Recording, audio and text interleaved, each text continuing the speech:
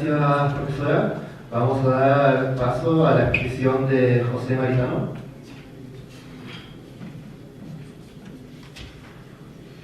Gracias por la invitación y también a los presentes. Bueno, yo lo expliqué un poco y sincerando desde un comienzo que no soy experto en educación, pero algo se podrá decir también desde el punto de vista del discurso o de las divisiones que hay en juego. Yo quería básicamente partir tal vez diciendo algo de cómo entendemos la educación, cómo también debe ser la educación en un plano tal vez más ideal, pero que también está en nuestros tratados internacionales. Pido también de antemano perdón un poco por hablar algunas cosas de derecho, esa es mi formación, pero yo creo que también son muy políticas y muy interesantes de discutir. Para después decir algo sobre el estado actual y finalmente proponer también la comunidad como un desafío para el rol del Estado también en el tema de la educación. Por eso a mí me hace mucho sentido también porque la profesora habla de las comunidades, de los ¿cómo se llaman? Lugarejos, que hoy en día también existen y vemos como muchas veces las políticas que se dictan, probablemente acá en Santiago también tienen una adaptación muy distinta en cada lugar, en cada comunidad. Bueno, comenzando, ¿qué es lo que es la educación? Bueno, si uno va hacia la, digamos, cuestionada constitución que tenemos, en el número 10 se asegura el derecho a la educación, dice que la educación tiene por objeto el pleno desarrollo de la persona en distintas etapas de la vida. Eso es una afirmación que podemos estar de acuerdo, no así tal vez como después se desarrolla el derecho a la educación en nuestra constitución. También el mensaje del proyecto de ley de inclusión, que recientemente está aprobado, solo falta que se promulgue, dice que la educación no solo hay que entenderla como un mecanismo de transmisión de conocimientos o como un mero entrenamiento para el trabajo, sino como un proceso de socialización y formación de personas integrales, de ciudadanos conscientes, críticos y comprometidos con su entorno y social. Entonces, el derecho a la educación, que tanto hablamos, hay como una doble característica, o sea, un derecho individual, pero también hay un derecho social.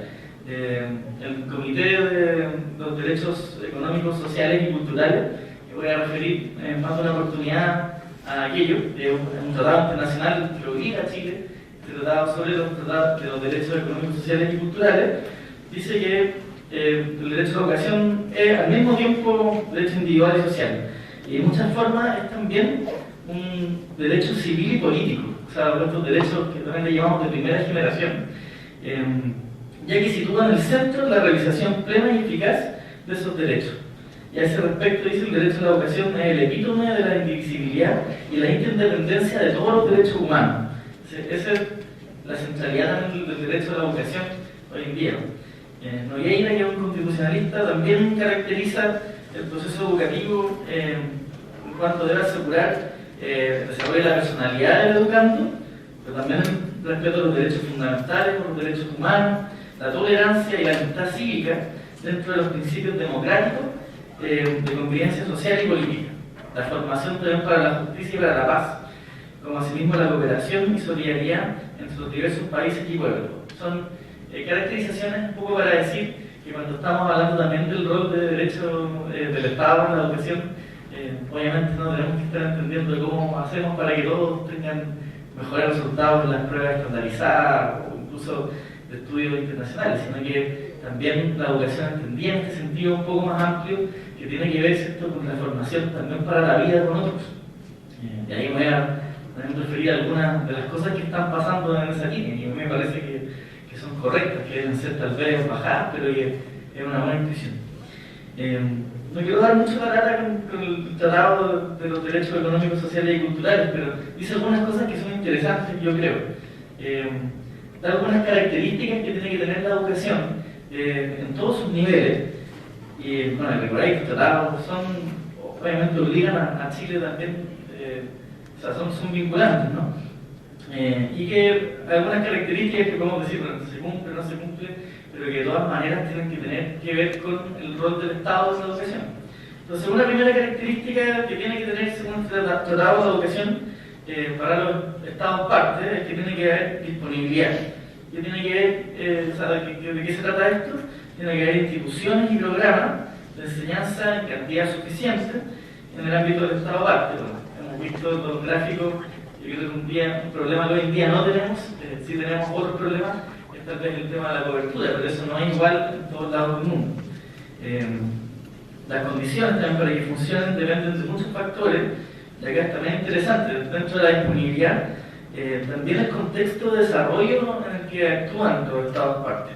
Entonces las instituciones y los programas necesitan desde instalaciones, edificios, agua potable, a otras también necesidades propias del contexto en que se vive.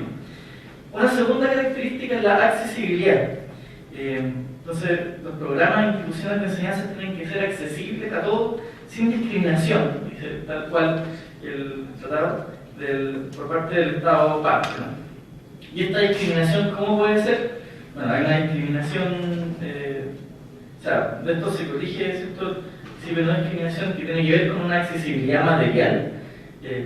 La educación tiene que ser accesible materialmente por su localización geográfica, por eso está interesante también lo que estamos viendo recién. Pero también una accesibilidad económica, que yo creo que hoy en día, hemos tenido también un proyecto que yo creo que avanza en esa materia, pero hasta hace muy poco, todavía, básicamente, todavía no se promulga la ley, en un sistema donde al menos la educación básica y media tienen proyectos educativos que permiten lucro, selección y copago, o sea, es absolutamente incoherente con esta también necesidad de tener una accesibilidad económica. En tercer lugar, la aceptabilidad tiene que ver con que sean proyectos que deben ser aceptables, adecuados, culturalmente y de buena calidad. Y finalmente la adaptabilidad, que tiene que ver con la educación, tiene que tener la flexibilidad necesaria para adaptarse a las necesidades de la sociedad y las comunidades en transformación y responder a las necesidades de los alumnos en contextos culturales y sociales variados.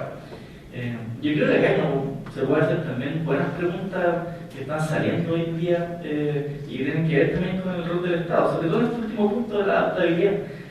¿Qué pasa, por ejemplo, con la educación intercultural? Hay muchas demandas de los pueblos originarios. Hace poco también, ya hablo mucho de los proyectos de ley, porque trabajo en eso, pero hay un proyecto de ley que de la diputada Vallejo y otros más que firmaron sobre los derechos lingüísticos. Me parece interesante, pero cómo miramos también más ampliamente una educación intercultural y también cómo tomamos, por ejemplo, el mundo de la discapacidad. Después de que esta ley de inclusión, que encuentro que buena que salió, hoy en día los diputados están volviendo a discutir sobre qué pasa con las escuelas especiales y cómo va a ser tomado y qué pasa también con la perspectiva del trabajo de esas personas. O sea, hay preguntas que plantear, cómo seguir. Pero bueno, ¿cuál es el estado actual? Yo creo que aquí hay pocas cosas que van a ser sorprendentes tal vez para ustedes, pero según los estudios PISA, en Chile de 100 niños, solamente uno va a estar al nivel de los países desarrollados, 21 van a aprender lo que se espera que aprendan, 27 van a aprender el mínimo y 57 van a aprender bajo el mínimo. Entonces, y esto incluso con países que tienen un PIB más o menos parecido a nosotros, o sea, se dan un cuento de belleza, parece que no lo estamos haciendo tan bien, ¿no? En cuanto a la cobertura, sabemos que la edad está buena, pero la educación pública dentro de esto es una de las coberturas más bajas del mundo. En calidad, como hemos visto, no parece que nos destacamos, digamos, en el concepto mundial especialmente, y finalmente en equidad e inclusión estamos muy mal. De hecho, ninguno de los países que lo hace muy bien en PISA tiene los niveles de desigualdad que nosotros tenemos en la educación.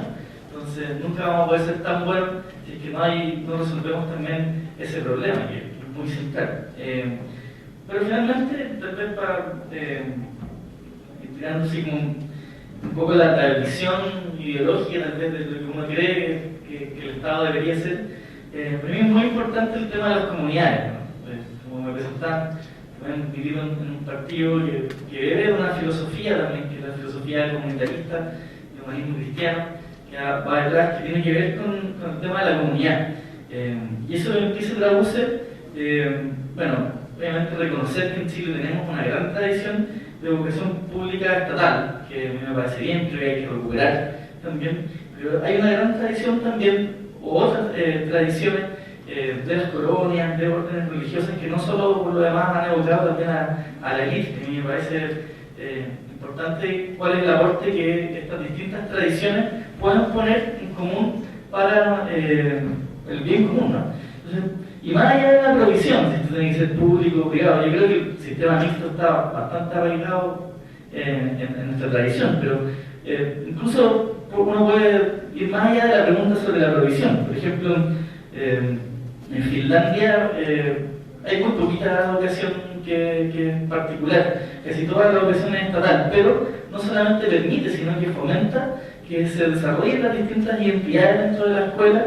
O sea, y así, si alguna cantidad de alumnos pide tener cierto curso, por ejemplo, alguna religión, ese curso se tiene que dar. Entonces hay una visión que yo creo que uno puede arrancar de dos visiones. O tal vez un modelo más uniformador, yo diría también muy propio de la modernidad. Hubo también, partir de la base de que distintas tradiciones de pensamiento y culturales pueden ser un aporte también al bien común.